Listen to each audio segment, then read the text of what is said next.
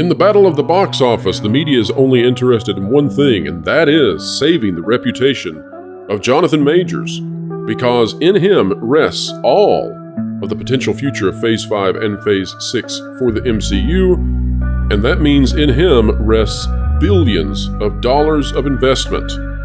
If it takes being a little bit disingenuous about Creed 3, they'll do it, because that could be the vehicle to try to rehabilitate an already fading star.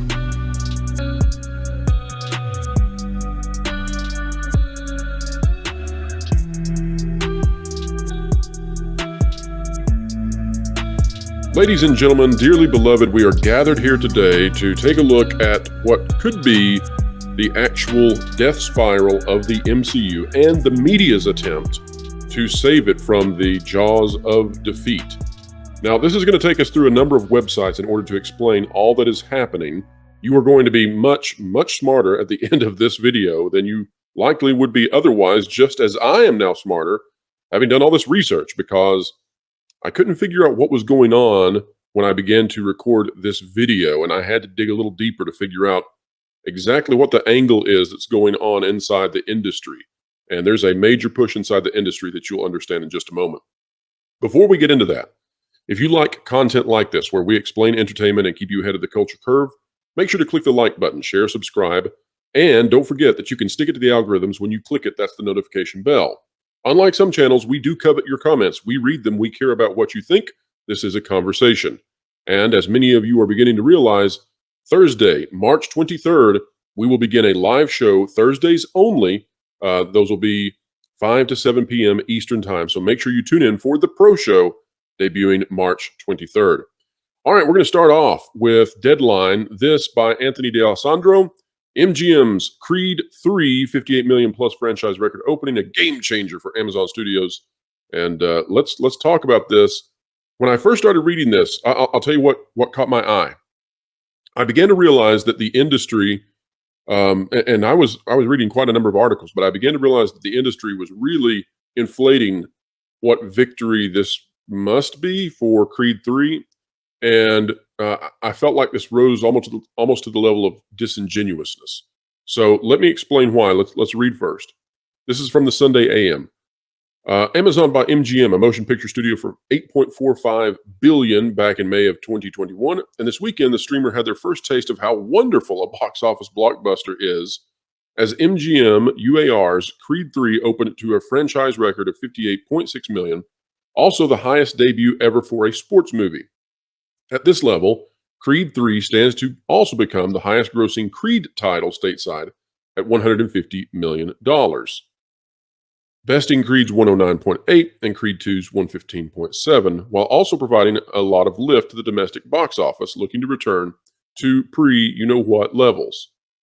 Now, this follows the same pattern that I'm finding all throughout the trades and the industry at large. And I just want to draw some attention here to some things. I'm not trying to take anything away from Creed. It's doing fine, but it's just doing fine. And I'll explain in a moment. I'm not trying to hate on the movie. But if you look at this 150 million stateside, that's minuscule compared to some of the actual big blockbusters we've seen. This is not a big movie in terms of the box office. It's doing good. For its budget, it's going to make a profit probably. But, if you were to compare this, let's say, to even Puss in Boots, okay? Anybody think Puss in Boots that just came out is this gargantuan movie that changed the box office forever, or that, would we call that a blockbuster? Probably not. Creed 3 is not going to reach Puss in Boots. So what's up with this talk? Let's go a little further and I'll explain. Some may argue, oh, well, Creed 3 was always meant to be theatrical. We can't just go on that line, because we know how most streamers are primed to jettison a title under their service nowadays. It goes on to talk about the streaming situation. But essentially, what this all goes down into is if we keep reading the article, it sings the praises of Creed 3, and it sings the praises of Jonathan Majors, and really tries to just bolster how good this film's doing. So let's just take a look at how good it's doing, honestly, okay? So if we go to the numbers and we take a look at Creed 2, this from 2018, I want to find out, is Creed 3 really doing that well? Okay, so we know the numbers, right? We know that on the first first weekend that Creed 2 made $56 million, okay? $56 million in 2018, right? That's key to know. It's in 2018, November 23rd, 56 million. All right. And then if we take a look at Creed 3, okay, we know that Creed 3 is at 22 million stateside, right? So that's looking, we don't have the international yet. We only have the domestic. Okay, everybody hanging with me? All right. Creed 2 box office first weekend. Here's where we need to pay close attention. Debuted to a $35.3 million opening weekend, but a 5-day total of $55.8 million because it was on Thanksgiving week. And we all know that Thanksgiving week operates differently than any other week on the calendar in terms of box office, because you have the Thursday and then you have Black Friday. And so you sort of have this thing where a Wednesday can be huge and your Saturday can be huge, but your Thursday and your Friday are potentially less, although not always. It's a very weird week. Okay. Now, if we take a look at the average ticket price from 2018, we've talked about this many times on this channel, the idea that these trade publications and the industry at large, they want to inflate their successes because they ignore and want you to not know about the inflated rate of movie ticket prices actually outstripping our current historical inflationary period. And so in 2018, the average ticket price was $9.11. If we go to IndieWire, Tom Brueggemann, we've done this before, same article, but we got to do it again. The average ticket price right now, and this is actually old now. It's higher actually, but the average ticket price was $11, or is $11 now in 2023. However, or that's from 2022. However, that has risen. And there are some estimates that it went up dramatically, even higher. We talked about this on the Valiant Renegade channel before, about just how high those ticket prices have gotten. Heads up, they are easily north of $12 now, as movie theaters try to find a way to make money despite lower attendance from audiences. Okay, let's take a look at this. The Creed 2 budget, $50 million, right? $50 million for Creed 2. And remember, the amount it made was just shy. If we take the actual Thanksgiving weekend, okay, which is longer, but again, it has to be because it's weird. But if we take that weekend and then we contrast this to the 50 million budget that it had, we begin to see that there's a different picture going on here. Because if we look at Variety by J. Kim Murphy, Creed 3 rings up $22 million opening day, which by the way is where that the numbers came from. What we'll find out is, look here, as the film looks likely to justify its $75 million production budget. Okay, so that means that it's got hang with me on the math, okay? But it's got a 50% increase in its budget. It's just its production budget, a 50% increase. That's how much more expensive it is now to make a movie than it was in the past, right? 2018, remember, $50 million budget. 2023, $75 million budget. We're not talking about a lot of CGI in either one of these movies. So this is just straight up the additional cost that these studios have incurred trying to make films in the era that we're in. We won't talk about the worldwide situation we've come through and how that affected the rise in production costs. But 50%, that's big, right? Okay, so now think about this. Here's the deal. If their Thanksgiving week, which again, you have to take that whole week when you're comparing weekend to weekend, because Thanksgiving week is weird. And although the trades know this, they're not reporting it that way for a reason. But if you take the week of Thanksgiving versus the weekend that we have now in the books for Creed 3, Creed 2 and Creed 3 are pretty close. They're separated by just a couple million. Then when you say, okay, well, the budget for Creed 3 is 50% higher, okay, now we begin to see that it's actually, there's an issue here, right? Here's the other thing, and we've seen this across a plethora of movies. We've seen this across all kinds of things we've been looking at in terms of pop culture. Guess what is happening again? We saw this with Black Panther: Wakanda Forever. We've seen this with other big movies. The audience is smaller for Creed 3 than Creed 2. How do we know that? Well, if you say to yourself, okay, it's a $9 ticket right now. We know that it's risen at least to $12. then that's a 25% increase in inflation for movie ticket prices. If your first week versus your first weekend, and remember those are essentially analogous because Thanksgiving week operates differently. So if you take those two items and look at them, and they're only separated by a couple of million, right? And then you say, okay, but there's a 25% inflation rate for 2018 versus 2023. Then what you come to conclude is, oh, there are actually millions, well, maybe not millions, but there's a significantly less large audience attending Creed 3 than Creed 2. That's something that nobody is talking about in the trades. And there's a reason for this. Here's why. And you may have clicked on this thing. Well, this is an Ant-Man video. Surely. Well, it is. Here's what's going on, in my opinion. Variety from Zach Scharf. Jonathan Majors confronts those terrible Ant-Man and the Wasp Quantumania reviews. It doesn't change how I see myself. Ant-Man and the Wasp Quantumania introduced Jonathan Majors into the Marvel Cinematic Universe as Kang the Conqueror, the franchise's new Thanos-sized villain. No, not so much. While the actor received glowing reviews for his quietly menacing Kang, that's how they want to spin this. Quantumania itself was widely panned. The film is one of the worst reviewed Marvel films in history, with a 48% on Rotten Tomatoes, which nearly matches the record low Eternal score of 47%. The film's Metacritic score also stands at a paltry 48. Majors joined IndieWire Screen Talk podcast this week and confronted Quantumania's low critic scores. It doesn't change how I see myself, period. It's all data, Majors said about bad reviews. I don't know what that sentence even means. I'm a performance within a story. One thing I will say to my team as we're leaving the premiere, if they're reading reviews, I'll say, how's the movie doing? I try to clean my plate and take care of my part. The response is, you're straight, you're good, they like you.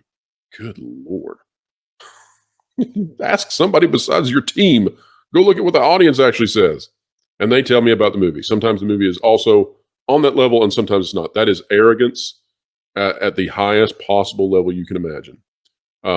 This is essentially Jonathan Majors coming out and saying, well, if he was on a sports team, I'm always excellent. Sometimes we lose, but it's the rest of my team members' fault.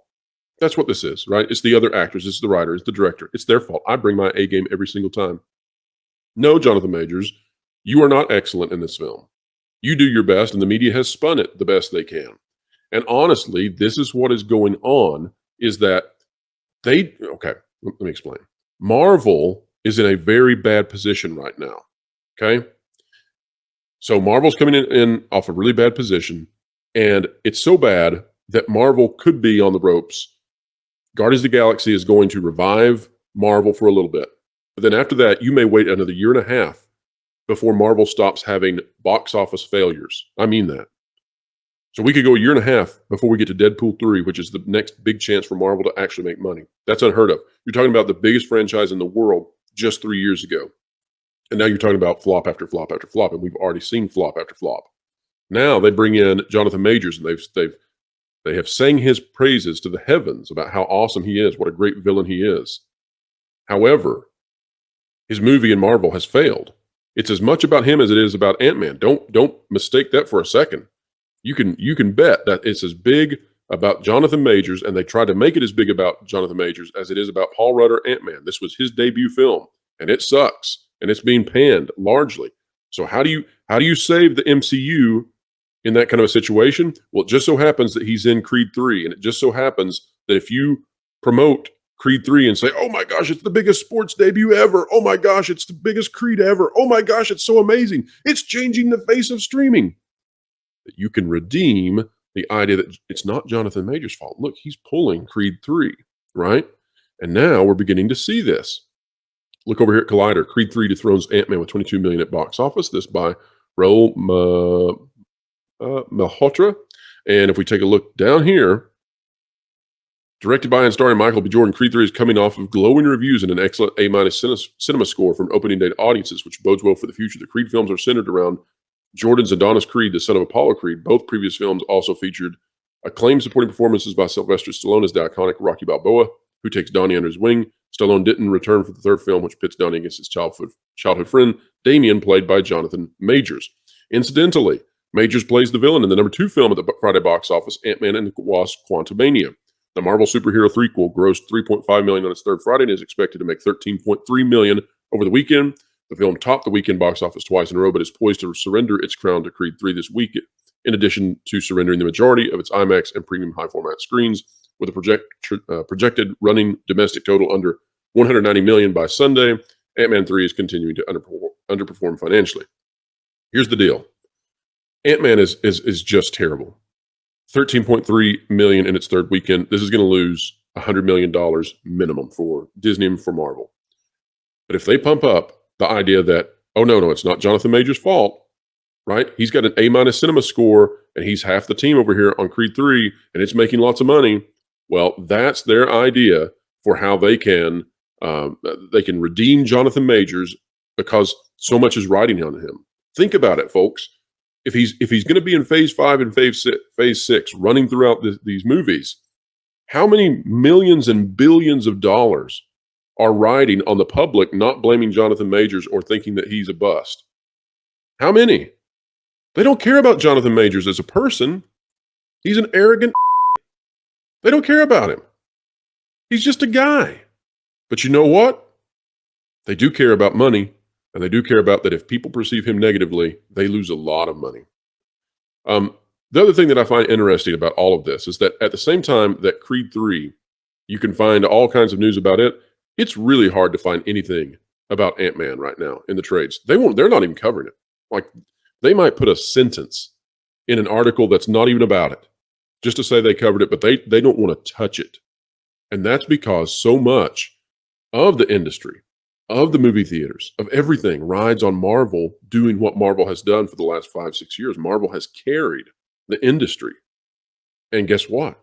If Marvel dies, it's a huge hit to theaters. It's a huge hit to stars. It's a huge hit to the industry. It's a huge hit to every part of Hollywood. So you have to go to stuff like this, Cosmic Book News. No offense to Cosmic Book News. I love this website. But this is not Variety or Deadline. But you have to go here to find out that, oh, Ant-Man and Quantumania is so bad that it's repeatedly being beaten by the bear, right? Not once, not twice, over and over. It was beaten February 24th, March 1st, March 2nd. Beaten by the bear. Not exactly what Marvel was expecting, and it's clear now why they're pumping up Creed 3 across the industry to try to make you think that it's a greater success than it is. It may make some money, but that's it.